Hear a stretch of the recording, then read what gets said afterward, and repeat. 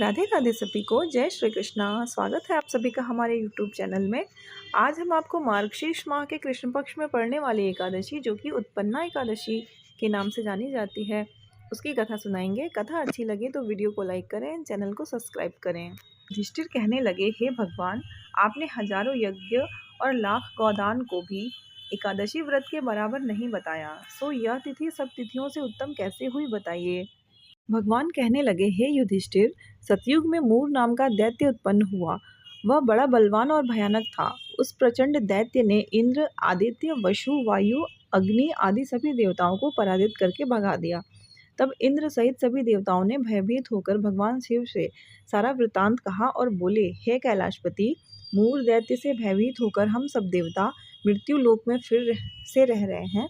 तब भगवान शिव ने कहा, हे देवताओं, तीनों लोकों के स्वामी, भक्तों के दुखों का नाश करने वाले भगवान विष्णु की शरण में जाओ। वे ही तुम्हारे दुखों को दूर कर सकते हैं। शिव जी के ऐसे वचन सुनकर सभी देवता क्षीर सागर में पहुंचे। वहां भगवान को शयन करते देख हाथ जोड़कर उनकी स्तुति करने लगे कि हे देवताओं द्वारा स्तुति करने योग्य प्रभु, आपको बारंबार नमस्कार है। देवताओं की रक्षा करने वाले मधुसूदन, आपको नमस्कार है। आप हमारी रक्षा करें। दैत्यों से भयभीत होकर हम आपकी शरण में आए हैं। आप इस संसार के कर्ता, माता पिता, उत्पत्ति और पालनकर्ता और संहार करने वाले हैं। सबको शांति प्रदान करने वाले हैं। आकाश और पाताल भी आप ही हैं। सबके पितामह ब्रह्मा, सूर्य, चंद्र, अग्नि, सामग्री, होम, आहुति, मंत्र, तंत्र, जप, यजमान, यज्ञ, कर्म कर्ता, भोक्ता भी आप ही हैं। आप सर्वव्यापक हैं। आपके सिवा तीनों लोकों में चर तथा अचर कुछ भी नहीं है। हे भगवान, दैत्यों ने हमको जीतकर स्वर्ग से भ्रष्ट कर दिया है और हम सब देवता इधर उधर भागे भागे फिर रहे हैं। आप उन दैत्यों से हम सबकी रक्षा करें।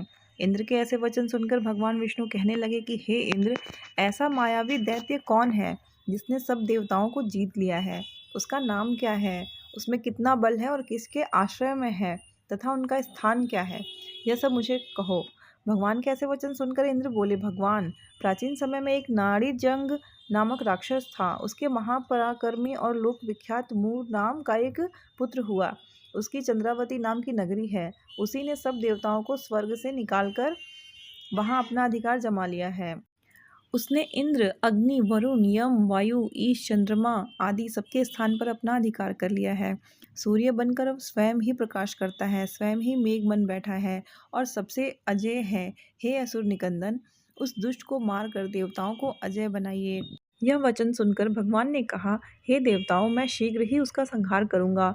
तुम चंद्रावती नगरी जाओ। इस प्रकार कहकर भगवान सहित सभी देवताओं ने चंद्रावती नगरी की ओर प्रस्थान किया। उस समय जब दैत्य मूर सेना सहित युद्ध भूमि में गरज रहा था, उसकी भयानक गर्जना सुनकर सभी देवता भय के मारे चारों दिशाओं में भागने लगे। जब स्वयं भगवान रणभूमि में आए तो दैत्य उन पर भी अस्त्र शस्त्र आयुध लेकर दौड़े। भगवान ने उन्हें सर्प के समान अपने बाणों से बीन डाला। बहुत से दैत्य मारे गए, केवल मूर बचा रहा। वह अविचल भाव से भगवान के साथ युद्ध करता रहा। भगवान जो जो भी बाण चलाते वह उसके लिए पुष्प सिद्ध होता। उसका शरीर छिन्न भिन्न हो गया, किंतु वह लगातार युद्ध करता रहा। दोनों के बीच मल्लयुद्ध भी हुआ। 10,000 वर्ष तक उनका युद्ध चलता रहा, किंतु मूर नहीं मरा। थककर भगवान बद्रिका आश्रम चले गए।